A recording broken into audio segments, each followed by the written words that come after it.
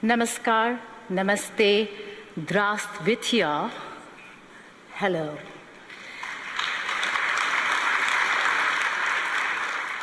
Honorable President Putin. माननीय राष्ट्रपति Putin, मेरा आपसे प्रश्न है कि इस कक्ष में 130 देशों के प्रतिनिधि मौजूद हैं और जब विश्व रूस के आर्थिक रूप से अलग थलग होने की बात करता है तो क्या यह वास्तव में उस तरह का प्रतीत होता है? And pardon me for being a little और क्षमा करें, मैं आपसे सीधे पूछ रही हूँ कि क्या रूस अलग थलग है या आज यूरोप आंशिक रूप से अलग थलग है? or is it partly Europe today that stands isolated? Ответ с подсказкой очевидный. Спасибо вам большое. आपने मुझे संकेत दिया है कि मुझे अपने उत्तर में क्या शामिल करना चाहिए, इसके लिए धन्यवाद। Уверяю вас, что и подсказка-то не нужна, потому что मैं आपको विश्वास दिलाता हूं कि यह बिल्कुल स्पष्ट है कि रूस कभी अलग थलग हुआ ही नहीं।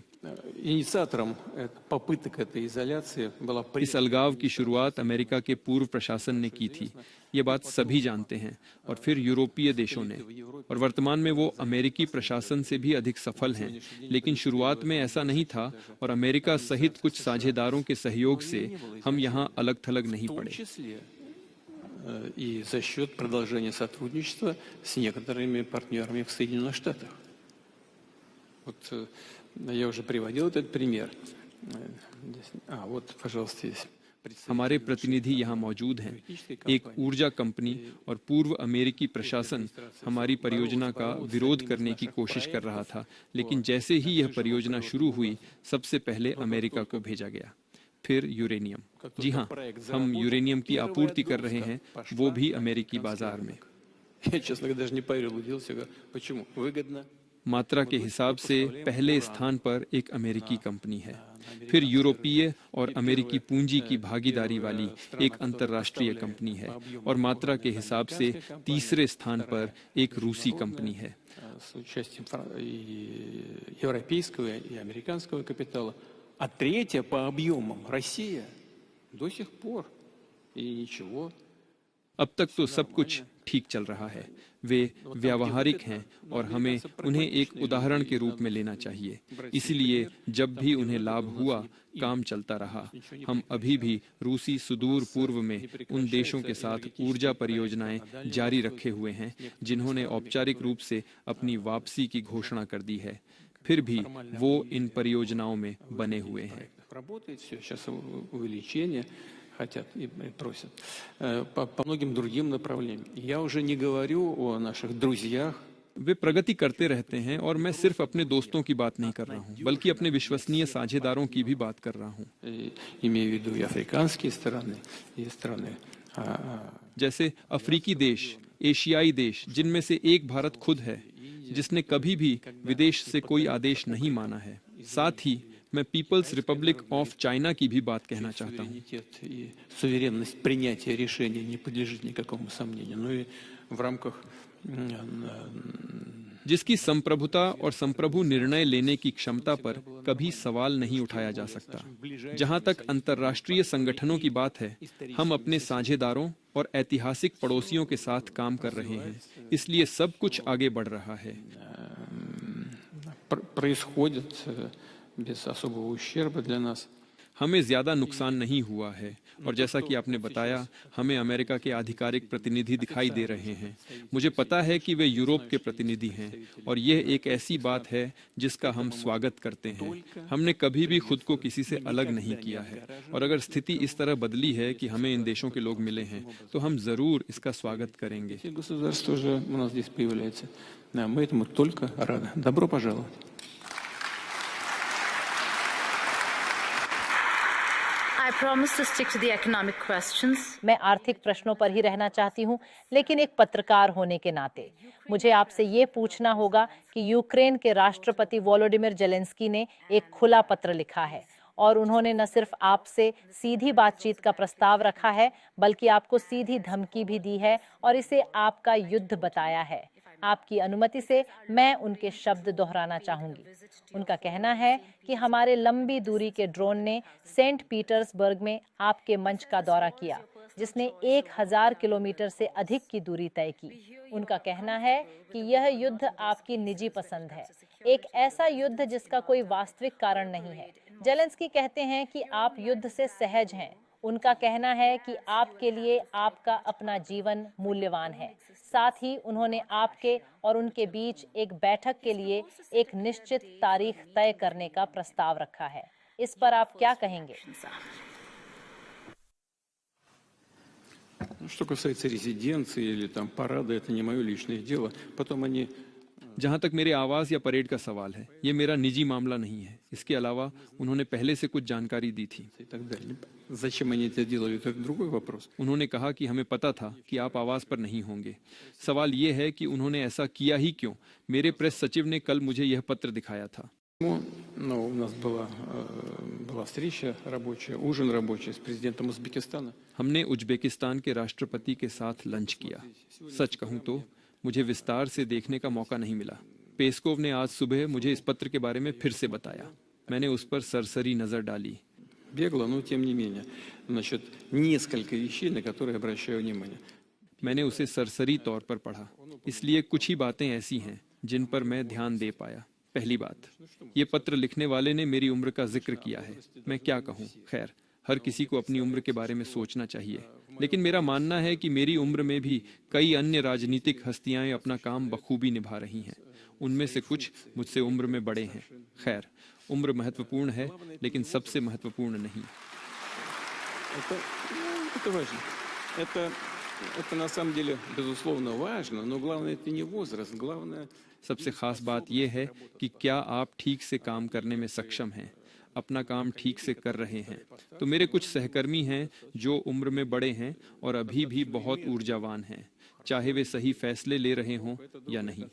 खैर, ये कहना मेरा काम नहीं है, यह एक राजनीतिक आकलन है, लेकिन फिर भी उन्होंने निर्वाचित पद पर बने रहने के बारे में कहा कि यह अहम है, इसमें कोई संदेह नहीं है, लेकिन आपको चुनाव में भाग लेना होगा, चुनाव लड़ना होगा, साहसी बनना होगा और हमेशा संविधान का पालन करना होगा। Бояться идти на выборы и действовать всегда в рамках основного закона, потому что если удерживать власть क्योंकि यदि आप संवैधानिक दायरे से बाहर सत्ता पर काबिज रहते हैं तो यह सत्ता का अतिक्रमण माना जाता है और यह एक अपराध है।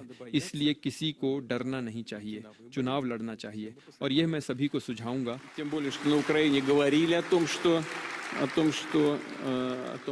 выборы.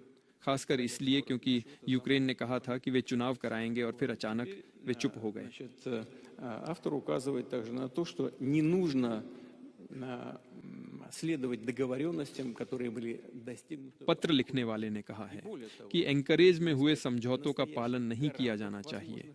इसके अलावा उन्होंने कहा कि यूक्रेन और रूस के बीच हुए समझौतों के सच्चे गारंटर की तलाश यूरोप में की जानी चाहिए। विश्वसनीय गारंटर हमेशा स्वागत योग्य होते हैं। Не помешают. Но почему отказываются в таком качестве американской администрации президенту Трампу? लेकिन वे अमेरिकी प्रशासन और विशेष रूप से राष्ट्रपति ट्रंप के इस आदेश से इनकार क्यों कर रहे हैं, यह मेरी समझ से परे है। वे अमेरिका से हथियार तो चाहते हैं, लेकिन वे अमेरिकी प्रशासन या राष्ट्रपति ट्रंप को गारंटर के रूप में नहीं देखना चाहते और ये बात सवाल खड़े करती है। Автор этого письма указывал на дресс-код, понимаете? Значит, हमने राष्ट्रपति ट्रंप को देखा कि वो ओवल ऑफिस में जेलेंस्की को निर्देश दे रहे थे, उन्हें समझा रहे थे, उन्होंने उनके पहनावे तक के बारे में बता रहे थे, ये भी कि कभी-कभी खून खराबा करना शायद ठीक है, लेकिन हर वक्त नहीं। манер. В целом хочу поблагодарить. अब शिष्टाचार की बात करें तो कुल मिलाकर मैं इस काम के लिए राष्ट्रपति ट्रंप को धन्यवाद कहना चाहूंगा। यह उपयोगी रहा, लेकिन उन्हें इस पर अभी और काम करना होगा, इसे जारी रखना होगा। теперь о главном. और अब सबसे महत्वपूर्ण बात पर आते हैं। यूक्रेनी पक्ष ने हमारे संबंधों को सार्वजनिक रूप से उजागर किया है। उन्होंने इसे सार्वजनिक क्षेत्र में लाना सही समझा, जो मुझे बिल्कुल भी सही नहीं लगता। मुझे लगता है कि यह पूरी तरह से अनुचित है, लेकिन फिर भी इससे मुझे कुछ ऐसी बातें कहने का अधिकार मिल जाता है जिनके बारे में कुछ ही लोग जानते हैं या शायद कोई भी नहीं जानता। То это дает мне возможность и дает право сказать о некоторых вещах, о которых мало кто знает или вообще пока никто не знает. О чем идет речь? И вот это уже серьезно. Это уже без всякой иронии, без всякой шутки. यह गंभीर मामला है, मैं कटाक्ष नहीं कर रहा हूँ। 3 हफ्ते पहले हमारे व्यापारिक हलकों के एक प्रतिनिधि ने मुझे फोन किया और उन्होंने मुझसे एक सवाल पूछा। उन्होंने कहा, श्रीमान राष्ट्रपति, मैं इस व्यक्ति को काफी समय से जानता हूँ, हम करीबी नहीं हैं, लेकिन मुझे उन पर भरोसा है, वे एक ईमानदार व्यक्ति हैं। उन्होंने आगे कहा, श्रीमान राष्ट्रपति, मुझे कीव आमंत्रित किया गया है।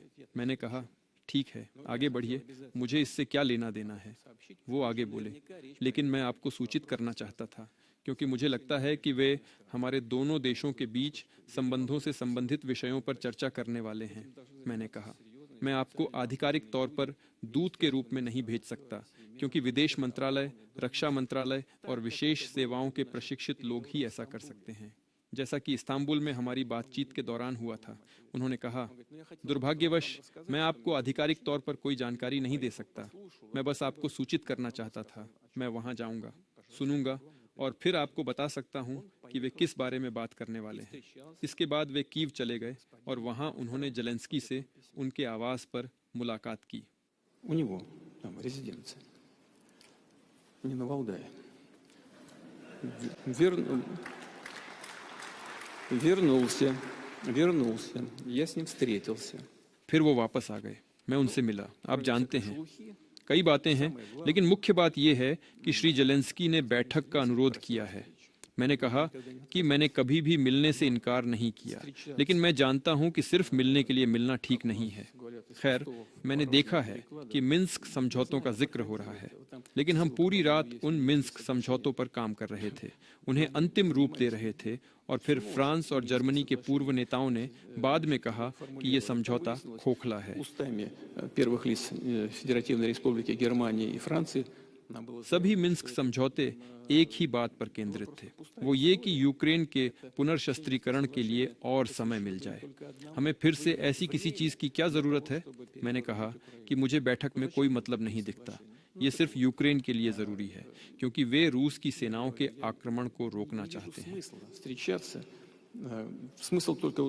हमें समझौतों, व्यवस्थाओं की जरूरत है, 6 महीने या 1 साल के लिए नहीं, बल्कि लंबे समय के लिए। पहले विशेषज्ञों को काम करने दें, कोई हल निकालने दें, और फिर हम हस्ताक्षर करने के लिए मिल सकते हैं।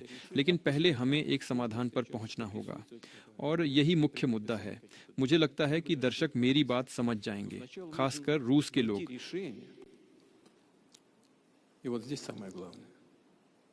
И аудитория меня поймет, особенно российская.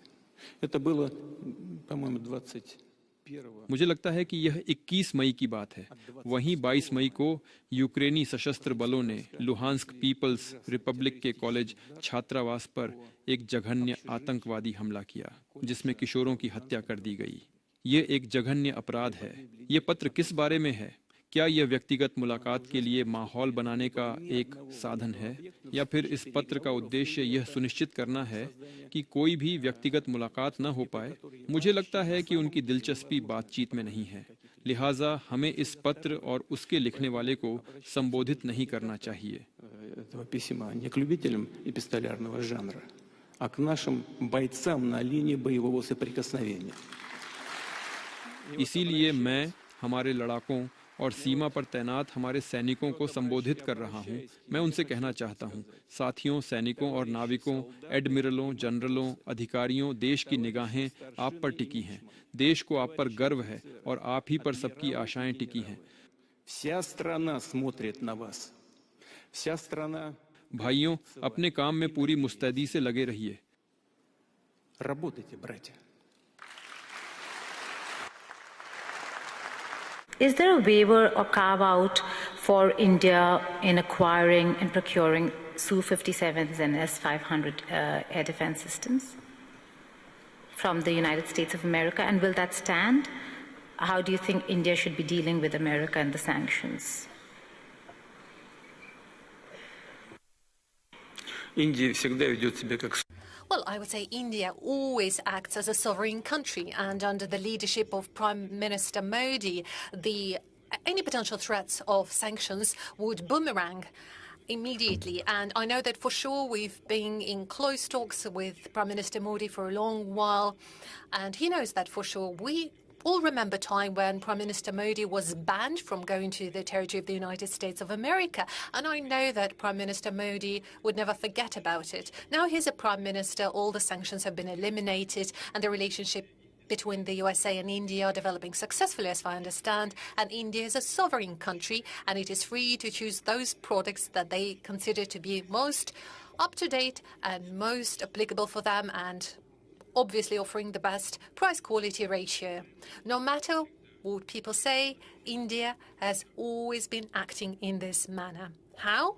Well, India is always guided by its national interests. Of course, that is a very sensitive area, the defense area. But one thing is particularly important. It is crucially important. And the thing is that our cooperation with India, just like with all other partners of ours, is not subject to political environment. We can't be dictated. Do not deliver that to India. Nobody can dictate us, and nobody would even try to do that. We are always going to do what we consider to be right, and we will always stand true to commitments given to our partners, especially such partners as India. And in this spirit, according to those rules, we do our business, and this is how we're determined to continue.